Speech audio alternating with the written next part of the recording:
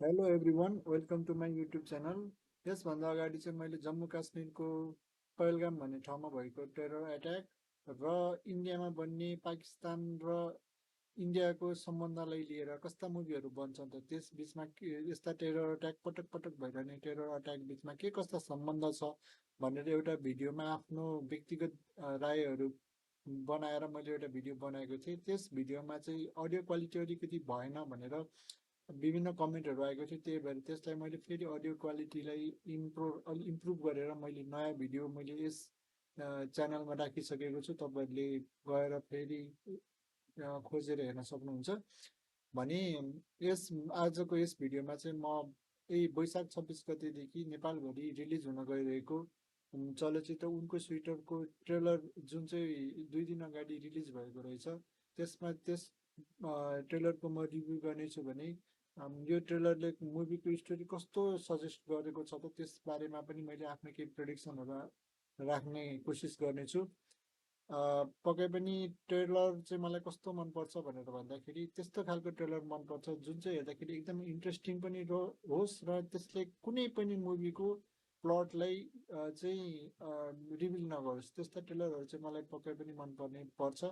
र ट्रेलर हेर्दाखेरि मलाई लाग्यो यो पुरै इन्ट्रेस्टिङ ट्रेलर छ र यसले कुनै पनि मुभीका प्लटहरूलाई चाहिँ एकदमै रिभिल गरेको छैन। मतलब यो ट्रेलरले देखाएका सिनहरू जुन छ, जुन प्लटहरू छ, यो चाहिँ जुनसुकै डाइमेन्सनमा पनि अगाडि बढ्न सक्छ।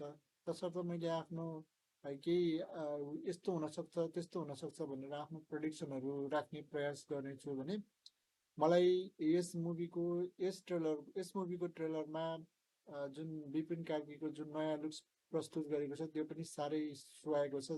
काफ्लेको जुन उसले भूमिका निर्वाह गरेको छ, एउटा सायद बाहुन समुदायको एउटा नायकको उसले भूमिका निर्वाह गरेको छ भने यता मिरुना मगरले चाहिँ पनि उसलाई एकदमै सुहाउने खालको चाहिँ एकदमै सुहाएको छ उसको भूमिका। यसभन्दा अगाडि पनि मिरुना मगरले आफ्नो यस्तो भूमिकालाई न्याय गरिसकेको र प्रमाणित गरिसकेको छ भने पक्कै पनि उनको स्वेटरमा पनि उसलाई कुनै नयाँ चुनौती थिएन। तसर्थ मलाई लाग्छ यो उनको स्वेटरको चुनौतीलाई चाहिँ सहर्ष रूपमा मिरुना मगरले चाहिँ अगाडि स्वीकार गरेर अगाडि बढेको छ र प्रस्तुति पनि राम्रै छ। मलाई त ट्रेलरमा राम्रै लाग्यो। अब मुभीमा पनि राम्रै होला भन्ने आशा गरेको छु। अब कुरा गरौँ मुभीको। अब मुभीको स्टोरी चाहिँ कस्तो भइदिएला त जस्तो लाग्छ तपाईँलाई? मलाई लाग्छ यो मुभीको चाहिँ दुईटा फेज छ क्या। एउटा भनेको बिपिन कार्कीको यङ अवस्थामा चाहिँ उसको लभ स्टोरीहरूको कुरा छ भने अर्को भनेको चाहिँ बिपिन कार्कीको बुढ्यौलीपनमा बुढेसकालको फेजमा होइन। उसको यङ स्टेजमा चाहिँ मिरुना मगरसँग उसको अब लभ पर्छ, अब यो के अब रोमान्सको सिनहरू होला के होला होइन, त्यो हुन्छ। तर एउटा ट्रेलरमा हामीले देख्न सक्छ एउटा सिन छ जहाँनिर चाहिँ मिरुना मगरले विपिन कार्कीलाई चाहिँ मैले एउटा उनको स्वेटर दिने इच्छा थियो तिमीलाई, मैले चाहिँ बुन्न सकेन अथवा बुन्न भ्याइन भनेर भन्छ भने विपिन कार्कीले चाहिँ किन उ गरेको, हामी चाहिँ अब कहिले नभेट्ने जस्तो किन त्यस्तो कुरा गर्छु र भनेर भनेको छ। अब यो यो सिनले चाहिँ के सजेस्ट गर्छ भनेर भन्दाखेरि यो नै उनीहरूको अन्तिम भेट हो जीवनको भन्नाले उसको जुन छ यो नै उनीहरूको अन्तिम भेट हो।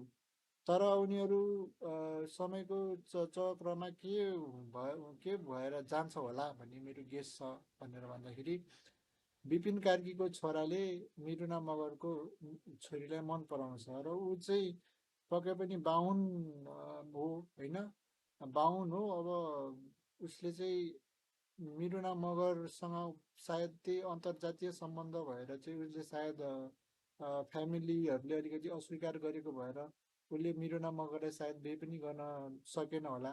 तर उसले आफ्नो छोरामाथि त्यस्तो चाहिँ गर्दैन। ऊ त्यही भएर ऊ पूर्ण रूपमा एउटा राईको जुन एउटा संस्कारमा कसरी चाहिँ केटीको हात माग्न जानुपर्ने हो त्यो सिनलाई पनि के एड्रेस गर्न खोजेको छ र ऊ चाहिँ पक्कै पनि मिरुना मगर कै छोरी माग्न गएको होला होइन। अनि उसले चाहिँ प्रिय राईको स्टाइलमा होइन सबै उ गरेर छोरी माग्छ। अनि यो साँच्चैकै यस्तै स्टोरी भयो भने चाहिँ साँच्चैकै एकदमै म भन्नाले त्यो त्यो सिन चाहिँ निकै भावुक नै हुनेछ। र कुन एउटा सिन त यस्तो थियो, बुढो भएको बिपिन कार्कीले त्यो जवानीमा उसले मिरुनासँग खिचेको फोटोको यसो रिल पनि हेर्दै थियो भने जो मिरुना मगरले पनि यसो चियाएर हेरिरहेको थियो, यसले के गरिरहेको छ है भनेर। ती सिनहरू पक्कै पनि एकदमै भावुकै छ र यस फिल्म अलिकति लभ स्टोरीलाई लिएर अलिकति सेन्टी नै खालको बनेको छ जस्तो लाग्छ।